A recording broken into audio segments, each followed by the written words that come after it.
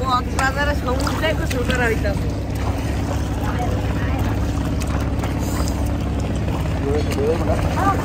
ভালো একটা ঢেউ হইতো যদি বড় তো ট্রেন ঘুরো তো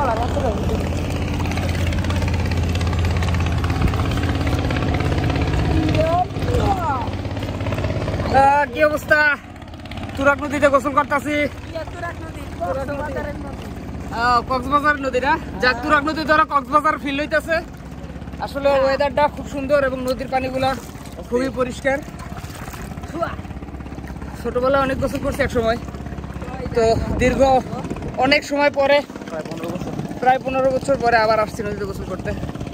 আর সত্যি কথা বলতে আসলে এখানে গোসল করার যে একটা পরিবেশ হয়েছে, এই যে ফুট ওভার করে দিছে, প্লাস এখানে সিঁড়ির ব্যবস্থা করে দিছে, তো এই জন্য আসলে গোসল করার পরিবেশটা খুব সুন্দর হয়েছে, যার জন্য আসছি।